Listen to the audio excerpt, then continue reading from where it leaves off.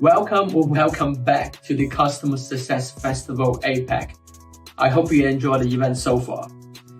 Before we dive into the next session, again, I would like to express my sincere gratitude to all partners and speakers. We cannot do this without you. If you really like the content, please subscribe to our CSC membership, where you can get loads of templates, framework, on-demand videos, and be able to rewatch all the presentation sessions for this event. So head over to customersuccesscollective.com and treat yourself there. So sit back, and here's the next session.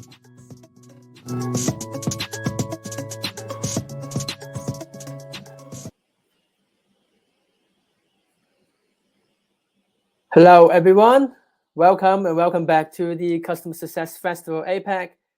Next up, we have one very special and honored speaker here for us today, the Managing Director of Customer Success for Meltwater. Hi, Joseph. How are you doing today? Hi, Ryan. Yeah, thank you for having me. Very excited to be participating in this.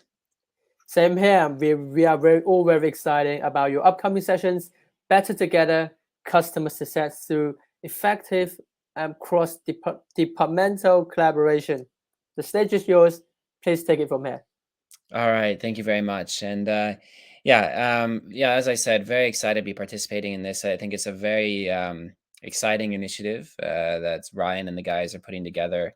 As we know, customer success is no easy place, and navigating the ins and outs and finding success isn't always as straightforward as it seems. So today I'll try to talk about some of my experiences in the role and hopefully share a couple things that are useful for you guys to take home with. Before we jump in, I'm calling in from Tokyo today. I'm just curious if you guys can maybe pop into the chat like Pa did there. Where is everybody dialing in from today? Do we have people from any other parts of APAC, or is it mostly down in Singapore? See what we get coming up there in the chat. I think we got someone from Singapore. Please feel free to share your locations and your name and everything. Say hi to everyone. Melbourne. Right. That's good. Singapore, Kirby. Hi, Kirby. Sydney, India. Philippines. Very cool. So we have quite an international crew here today. Nobody else from Tokyo, it seems. So I'll try my best to represent from Japan. Mumbai, Singapore, great. So for today, I'll go through, as the title suggests, really talking about success tips for how to collaborate better across departments from the CS standpoint. I'll begin by just giving a quick intro to what Meltwater is and how our CS teams are structured. And then I'll talk a little bit about our core values, because I think that goes a long way to facilitating collaboration. And then give you some of my tips and suggestions, and then maybe round it out with a bit of Q&A at the end. But I want to plant one seed before I dive into it. Is Peter Drucker's famous quote is that culture eats strategy for breakfast. When we talk about collaboration, a lot of it stems from your company's culture. And so there'll definitely be a topic that I touch on today. In terms of my background, I joined Meltwater back in 2008. I actually joined straight out of university. I studied at the University of Oregon. I'm born and raised on the West Coast in the US. The picture there is from my sort of hometown area, right along the coast there in the Pacific Northwest. But I was eager to get out of the States. I was eager to move around and see the world, and that's where I found Meltwater. And so I joined in a sales position in the client acquisition side. I actually spent the first year in Singapore. So for those of you guys down in Singapore, I was able to sell and approach to companies actually all across Southeast Asia. As we were just getting started in APAC at that time. But then had a chance to come over when we set up the Tokyo office to be part of that team and focused a lot on the recruitment side. People don't often talk about it in customer success enough, but people are really critical for SaaS businesses to succeed. And particularly in Meltwater, our product is not so self-servable. So it really relied on us bringing in the right talent to grow our business. So I did that for about 3 years, actually all across APAC. So I helped out in Japan, but also in China, Malaysia, Singapore, India, and all the different offices trying to drive recruitment and talent acquisition. And then I moved into a role that was more focused just on Japan and branching out into channel sales. So working with agency partners, trying to help grow our business that way. And since 2013, though, I've really been working in customer success. I spent 3 years in what Meltwater calls customer growth. It was a sort of a adjacent department to customer success, but working with the CSMs to drive upsells and cross sells into our accounts. So talking about interdepartmental collaboration was really key from that standpoint for me to get the win and the buy-in from the CSMs to be able to even work with them on their accounts. But then from 2016, I took over the team altogether and was working closely with growth and the other different stakeholders, which is a lot of what I'll talk about today. Couple pictures there down below. So one just shows me trying to juggle work-life balance during the pandemic. Had the fortune to have a pandemic baby born last year, March, or right before we all went into lockdown, and a lot of days working at home, kind of like this over the last year. Before that, the picture next to it is actually from the last sort of management conference that I did. So that is the management team for us here in Japan. And we had the chance to go to Europe 2019, right at the end of 2019, to meet with managers around the world. So talking about collaboration really stems from the strength of that team there. So that's a little bit about me. In terms of Meltwater, may or may not have heard of us. I don't really know. We are a global company. Our headquarters is now over in San Francisco. We have roughly 2,000 employees worldwide. APAC, we have around 500 staff working across China, Australia, India, Southeast Asia, and in Japan. And roughly 34,000 clients globally, but only about 5,000 of them still in APAC. So APAC is sort of our growing region as a company. As a service, we provide sort of digital marketing tools ranging from social media analysis to account management to different tools for digital marketing. And we've been recognized for different awards for our product, but we've also gotten a lot of awards for our culture.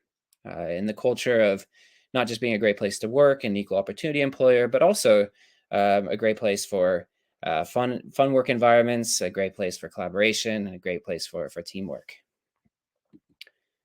In terms of like the software end of it, we put a lot of stock into trying to being a leader in our space. And we definitely pay attention to the customer reviews that are coming through, and happy to be seen as a leader in our industry, not just here in APAC, but also worldwide. But beyond our software, we have a budding and very growing customer success organization. If you can think 34,000 clients, we definitely have an army of people servicing and supporting and making sure that those clients stay happy globally. So I'm going to talk a little bit about just what account management and what CS looks like at Meltwater, because I realize that different companies are structured differently, and that even the titles are different from different companies. What those roles actually do are different from company to company. So to help you guys understand where I'm coming from, I will talk a little bit about what CS and account management means at Meltwater. Maybe kind of curious just to see like if anyone wants to throw their title in, if we have a mixture of, do we have managers, or do we have account managers, do we have salespeople, who do we have in the group? I'd be curious just to see some of the diversity there, but I'll dive into it as we go.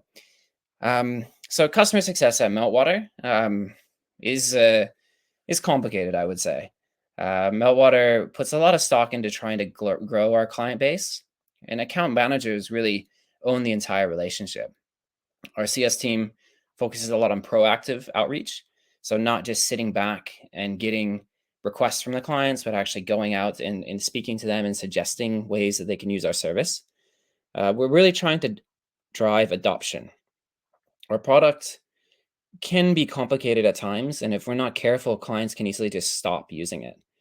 And then we look at, through that adoption, trying to deliver good quality. Time to value is something we talk a lot about. And ultimately, we want to create raving fans from our customers that will go out and tell their colleagues about us, and that will help, support us as we grow our business. We see CS as a growth engine, so we're trying to actually drive ARR growth from our CS organization, and something we try to take a lot of pride in, getting a minimum of 10% growth on our base organically just from our own efforts. But to do that, there's a lot of different elements. And as you guys know, juggling clients at different stages of maturity requires CS to really be very good at time management and staying organized. I see some of the titles there. So we have other like senior CS managers, CS associates, CS managers. All right. Solution architect and implementation manager. Nice. Customer success. Okay. So yeah, a lot of CSMs, which is great. That's really the audience that we're looking for. But yeah, for Meltwater, we have a CS layer. We also have what we call a client support layer, which does delve in with a lot of the reactive stuff, live chats, support tickets, engineering tickets, even, and those kind of things. And they work alongside the customer success team. And then we also have, the account executives, the enterprise sales reps, and the other sales teams who are still working and collaborating alongside our client portfolios. We also have our implementation team. We have our analysts. We have our solution architects. We have our solutions sales team as well. So, CS has a lot of different stakeholders working with them across their clients, which I think is probably similar to everybody's situation. But if I were to kind of sum it up, I think probably CS and Meltwater is maybe a little bit more sales focused than you might see at some other organizations that I've heard of. Going into, I guess, how we define it, and this is coming straight from at least my direct manager, the head of North Asia. In his words, CS, the account manager, is the owner of the account and ultimately responsible for its success. And really, that encompasses everything. So really trying to give our team ownership over the account, to also remove excuses to place blame on other people for the account falling short. We want our account managers to really take that responsibility over driving the customer's success. But what does that mean in practice? Well, it means, I think, for account managers, the core responsibilities are pretty large. So one of it is you need to partner with many different aspects of the business and be the center of those relationships.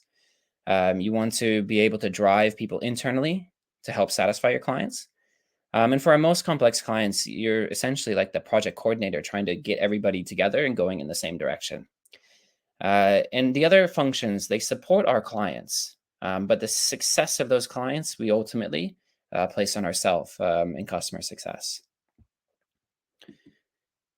And so you can kind of see how it looks. We have people from all over the different stages of the business, but when it comes to the client, we put the customer success team right there at the center. So they will always be the one dictating what is the best solution. But that concept of responsibility and ownership, though, is something that we really drive, because for collaboration to work, ultimately we need somebody driving the ship and saying, okay, this is where it's going to go. This is what the customer needs. So we're going to go in that direction. And getting everybody else on board with that game plan. Even though they all will have competing KPIs and responsibilities, I think that's been a big key for our success, is making that decision early and that distinction very clear. We also have some examples, though, of not owning the issue. And this can come when account managers would maybe not buy in to that mindset that I just talked about on the last slide. They wouldn't see themselves as the sole stakeholder, but they would place blame and responsibility maybe on other teams if something went wrong. So the account is churning because they're not happy with our reports, maybe saying it was the analyst's fault. CA, client acquisition, sales guys didn't fill out the onboarding details, so I haven't done the onboarding yet. Tech haven't responded to me, so the client's very unhappy, and I haven't responded back to the client. I won't hit my net churn or like my growth target because the sales guys aren't working on my pipe. The issue with all of these, though, is it places the responsibility away from yourself. And that's really not a good thing. And some examples of what that can look like in that mentality is it causes you to give up, causes you to feel like you're the exception, or causes you to try to delegate away the problem. And, whether you think you can or you think you can't, either way, you're right. But the problem with any of these scenarios is that you're giving control and therefore the responsibility away. And so for us, this is something that we talk about a lot, and we try to hire people that really buy into that mentality as well. Another key part, though, to how we drive it and how we make sure it works in an aligned way is down to our culture. And so when I came up with the title for this, there was no better title than Better Together, because Better Together is really a a culture value for Meltwater that encompasses all of our core values. Our core values are Norwegian words, as we were founded in Norway, but moro means to fun, to enjoy your work and enjoy the success that comes with it. Enre is the Norwegian word for being number one and trying to do your best. And respect, make sure that we do it in a respectful way. But when you sum them all together, better together as a value is really the bedrock of our success. We believe we reach our goals faster with more satisfaction when we work together as a team. And this value really guides our decisions day to day. It guides how we work with our colleagues. It guides how we decide, based on different interactions and even promotions. But this core concept handed down from our CEO very early on has helped forge a culture of collaboration. That concept of a win-win-win scenario and trying to make sure that we can always do things in the best interest of the company, the client, and our team. And the reason that this culture is important is this really has to stem not just from the new hires coming in, but it has to come from leadership, because leaders are the ones that drive those values, and ultimately values are what drive behaviors. Behaviors drive culture, and culture then in turn drives performance. And so leaders set the tone, and not just at Meltwater, but this is probably everywhere. So as a leader, if there are any managers dialing in here, taking ownership over that culture, trying to be that change you seek and drive successful collaboration from your side first is a great way to build that culture of collaboration. Now, another piece to it, though, you can have the best intentions and culture and values are great, but they can easily become just words on a paper if you're not careful. They really matter what you do day in and day out. So to get people with inherently different KPIs and different responsibilities to actually work together requires some kind of aspirational goal or some kind of mission that the team is on. And a shared mission or a shared goal is really part of any great company and any great culture. So, for us in Japan, we have big global goals that we're excited about, but we try to take ownership over our own motivation and our own goals and our own culture here locally. So, this starts with the management team being very aligned. And so for me, I'm in charge of customer success, but we have directors for these other divisions. And so for me, my team is really this group of managers, not my group of CSMs, but it's the sales team, it's the enterprise team, it's the analyst team. They're the people that I need to build relationships with, I need to build trust with, and I ultimately need to collaborate with. So for me, there at the top, it's my job to make sure that I have good connections across all layers of the business. And if the team sees us collaborating, us working well together, they'll have no issue falling in line and following suit, because generally people want to work together and they want to be part of something bigger than themselves. So this is our goal. This is from our summit that we did just a couple months ago, where we set a vision for what we want to do by the end of next year. And this is the team across our 5 core divisions that we have here in our Tokyo office. So diving in then. So ultimately, I guess what we want is our managers to positively influence their teams and their offices. But there are different forms of power. And power is the capacity to direct or influence the behavior of others. And managers maybe have access to some of those organizational structures of power that we may kind of typically consider with management. They have legitimate power because they are the boss. So, people may just do what I say because I say it. You can pay people more to follow certain things. So the old carrot approach. You can also do like coercive power, resource power, and in other aspects. These are things that probably only management can control. But these are not available to everyday CSMs. They're not available to you necessarily working with your clients. So really as a CSM, and actually for Meltwater, we talk about these other forms of power as really the prerequisites for developing and promoting new hires into leadership in the first place. But we look for people to develop their own personal influence and their personal power. And these are things that even, someone brand new in a company can start to practice on a day-to-day basis. So the first one is building out your network, being able to call favors and make introductions to the right people at the right time. That's something that everybody can start to practice straight away. So If you want to collaborate better with engineering, for example, ask yourself, who do I know who works in the engineering department? How well do I know them? Do I understand their KPIs? Have I had lunch with them or a coffee with them or a Zoom chat recently? How about from the sales team? How well do I know that new sales guy that just joined the company? So building out your network, even in your local office or in global offices, if you have the chance, really allows you to, when the time comes, call on those favors or ask other people to help out when you need it. Another kind of power is information, being knowledgeable about the job, teaching and helping other people. Oftentimes people struggle to collaborate with CS because they don't understand our KPIs. So helping to share and educate people on what makes a good onboarding or what makes a good client or in the first place, can lead to better sales in the future.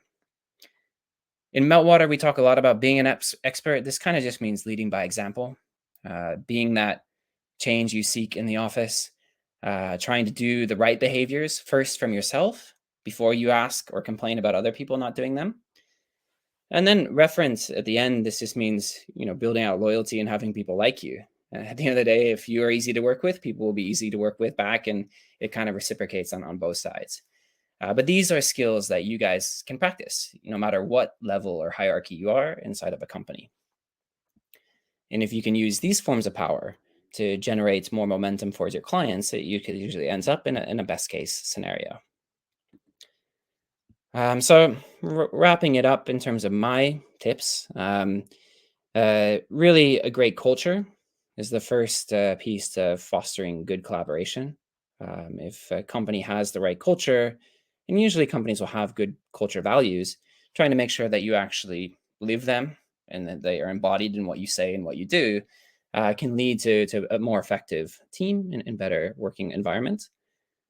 Creating cross-departmental shared goals is always a good way to drive collaboration. So if you are at that position where you're in a leadership role and you have the opportunity to do this, reaching out to those other directors and formulating a plan that works for all of your goals collectively can help get people on the same page and kind of give you sort of a center force as a guiding pillar to your success. At a CSM level and really at every level, take that ownership. Try not to place the blame on somebody else if something is going wrong, but always trying to think, what could I do? How could I make this right? And being proactive to try to drive solutions for your clients, not reactive and waiting for somebody else to do it. Then developing your personal influence and those different aspects, so you have a better network, that you are easier to work with, and you are more knowledgeable about the position. And then lastly, being that change that you seek. I can say at Meltwater is not always perfect. And I always try to look in the mirror and think, okay, well, what could my team be doing better?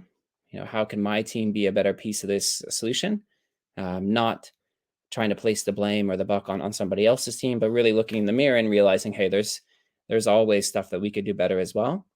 It causes you to go about things with a little bit more of a forgiving air. And ultimately, if you are leading by example, hopefully others will follow. Because like I said at the beginning, people naturally want to work together. So those are the main points for me, guys. I will say the road to success is always under construction. Customer success sometimes can feel like a moving target. But, from us, if we can take that ownership and that belief from our side, hopefully it can trickle back to the rest of the organization. So I will dive into now. I can already see a couple of you guys have placed some questions into the chat. So I'll go ahead and read those out and try to answer those. If you guys have to drop off, you can connect with me on LinkedIn or Twitter or drop me an email. But feel free to also, unmute yourself as we go and jump in with questions if you have them. Yeah. Thank you, Maybe Joseph. first, I can see the chat. Do you want me to just read them off, Ryan? Yeah, you can pick the ones that you want to answer and then go straight from there. Okay, so I think the first one I see is from Priya Vada. Are the CSMs in Meltwater responsible to close upsell opportunities, or is it an account executive sales team closing the commercials? Good question. Yeah, so CS can collaborate with account executives, but usually it's the CSMs that uncover the needs in the first place. It would bring in the AE or the sales team to work on the pitch and close it together. So working effectively with a team is a big key for us. But yes, we do have the sales guys still come in and get involved for upsells, and CSMs will just handle the renewals. Should traditional customer support team be part of the CS team to be more successful? Also, great question. I definitely try to keep them at a very close arm's distance, Alan. They definitely need to work very closely with us. And honestly, they should be giving similar answers to the clients. We should know who each other are. We have a remote team based in Shanghai that actually services sort of all of APAC's clients. But for the ones that are handling Japanese language support, we definitely have our own Slack group. We do regular calls with them. We really try to get to know who that team is and let them know who we are so that communication goes smoother. I can't, I don't know. I'm kind of on the fence. I prefer, obviously, if they could be all in one team, it's much easier. But I understand why, as companies grow and they need to scale, having a separate support team maybe makes more sense. But yeah, great question, Alan. Another one is following down the list. I worked in a system where support is part of CS and support was also not part. So this is more, I guess, an answer. From your experience, yes. Okay, so I think, yeah. Surendrath, a good answer there. Thank you for chiming in.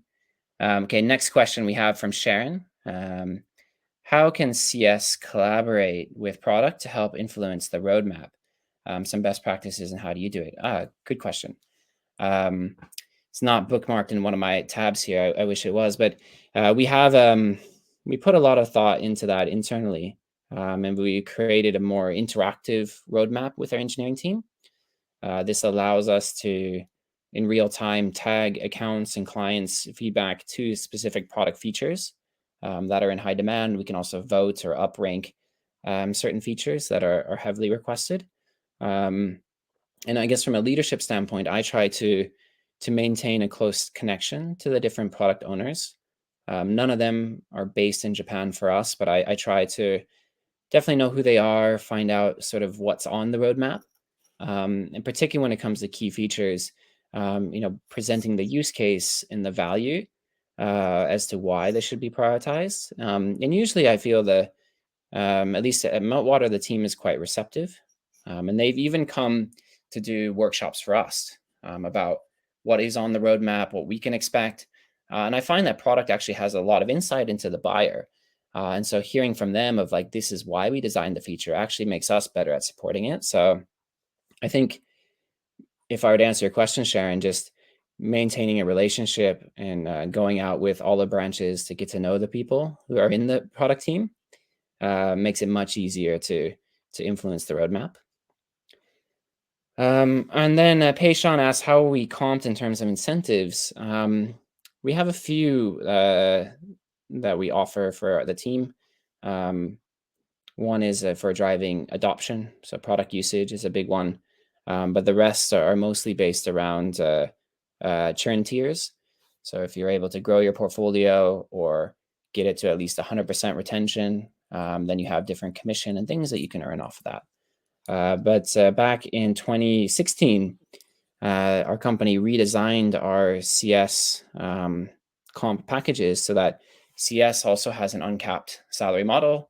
If you're able to grow your portfolio or work it effectively, you can earn more commission every year, incentivizing the CS team to be more proactive in collaborating with account executives and enterprise sales to drive larger upsells into their base. Hopefully that kind of answers. All right, Yota, maybe a Japanese member of the forum. What internal collaborations are in place at Meltwater for supporting CSMs and technical focused discussions? That is a good question. And definitely a challenging one because our engineers are all overseas as well. And we do often have to submit technical requests. I think the first piece of it is sort of the APAC head. We've welcomed her into our Slack groups. into our Friday team calls and done several sessions with her directly, just to help understand like how we can better work with engineering. But also for me, especially to be able to have an open chain to her when we run into an issue where something is difficult to communicate. So I can escalate through her, or she can kind of come in and explain it to the team. So we try to leverage at least the management layer to make sure that they're sort of aware of the team. I guess the other part we have is we have a way we can give feedback to the engineers for every ticket. And we can also give shout outs. And I think for my team, at least, I've tried to encourage them to become friends with the engineers. Remember that they are people at the end of the day. So ask them nicely, say thank you, but also try to understand if there's an issue that's blocking something, what is the blocker? And try to get them to explain to us. And then sharing that information back with our CS team so that we understand things better on a regular basis. Is a CS a paid service for Meltwater? Not at the moment, no. But potentially it is something we're looking at in the future of having different tiers. But currently all of our accounts have some form of CS. Good questions. Yeah, great question. I can see a lot of people asking questions, Joseph. That shows how great your presentation is, and then we all enjoyed it. Yeah, I think we still got time for a couple of more questions. You know what? Just fire away on the public chat here. So you know, Joseph can adjust them accordingly. Yep. Q. If no other questions, I mean, you guys definitely have some time to think of them if you do. But yeah, we can easily make the presentation available. I mean, I think overall, as I was putting it together and trying to think of like what makes successful collaboration, honestly, it's difficult for the company to do everything perfectly. The salary models, the different teams, there's going to be some natural potential for infighting or silos. Really, the only way to break that down is through the culture that you have and the relationships that you can build on the ground.